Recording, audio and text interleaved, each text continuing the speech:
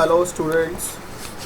Today we are here just to start our next unit, unit 2 of Indian economy, and the first topic of this unit is economic resources. You know what are the economic resources? Economic resources. Resource की बात करें तो those things which help us to create the things. Am I right? Right?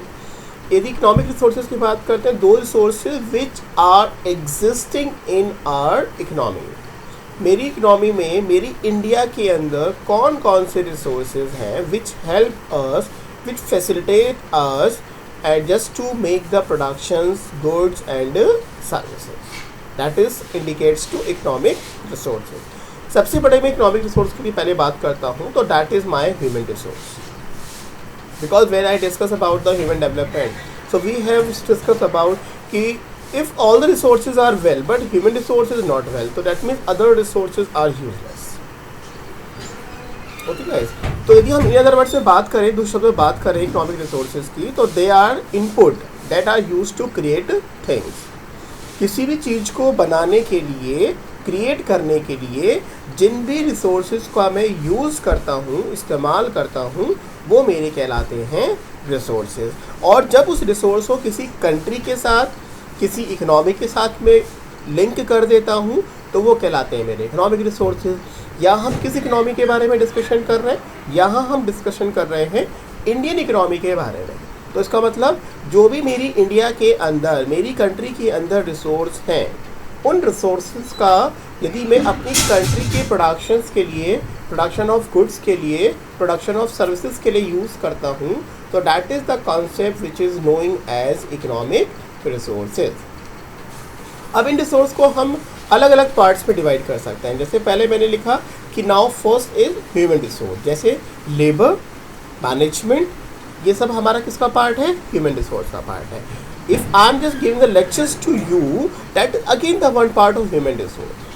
It means human resource एक ऐसा resource जो man power के लेके, labour को लेके, किसी भी एम्प्लॉय को लेके, एम्प्लॉयर को लेके, किसी भी सेंस में हम बात करते हैं, तो this is the one biggest resource for the production, that is human resource. Non human resource कौन कौन से होते हैं हमारे? ह्यूमन रिसोर्स को छोड़ के बाकी जो रिसोर्स बचे सारे कैसे हैं हमारे? नॉन ह्यूमन रिसोर्स हैं. जैसे कि लैंड हो गई हमारी, और कैपिटल हो गई हमारी, गुड्स हो गए हमारे, फाइनेंशियल रिसोर्सेज हो गए हमारे, हमारी मशीनरीज हो गई, हमारी टेक्नोलॉजी हो गई, है ना. ये सब हमारे कैसे रिसोर्स हैं? ये सारे हमारे नॉन ह्यूमन रिसोर्स हैं. इसका मतलब resources can be divided into two parts. One is economic resources, तो हमारा इकोनॉमी से किससे रिलेट करता है? इन रिसोर्सेज को हमने ह्यूमन रिसोर्स में और नॉन ह्यूमन रिसोर्स में डिवाइड किया. ह्यूमन रिसोर्स कौन से रिसोर्स है? ह्यूमन बींग्स के लिए बोला गया, मैन पावर के लिए बोला गया, लेबर के लिए बोला गया. और नॉन ह्यूमन रिसोर्स कौन कौन से हैं? जिनमें रिसोर्स को छोड़ के बाकी वो सारे रिसोर्स जो मुझे प्रोडक्शन में हेल्प करते हैं, वो सारे मेरे कौन से रिसोर्स हैं? Non human resource. जैसे कि मेरा लैंड, मेरा कैपिटल, मेरा मशीनरी और मेरे फाइनेंशियल रिसोर्सेज, मेरी टेक्नोलॉजी, ये सारे मेरे कैसे रिसोर्स हैं? Non human resource. अच्छा, इंपॉर्टेंस की यदि हम बात करें इकोनॉमिक रिसोर्सेज की, क्या इंपॉर्टेंस है? तो economy is a system of institution, organisation that either help, facilitate और are directly involved in the production or distribution of goods and services. तो इकोनॉमिक रिसोर्सेज क्या हुए? इनपुट्स हो गए. We use to produce and distribution of goods and services in all over the country और outside the country. The precise proportion of each factor of production will vary from product to product and from service to service. And the goal is to make the most effective use of resources that maximize output. ये तो हमारी production का सबसे एक easiest और सबसे simple और एक बेसिक कॉन्सेप्ट है. कितने कम इनपुट से कितना मैक्सिमम आउटपुट मैं ले सकता हूँ, this is a art. And it is used by the basically management student. This is the actual studies of management, ki how to get the maximum output from my limited resources.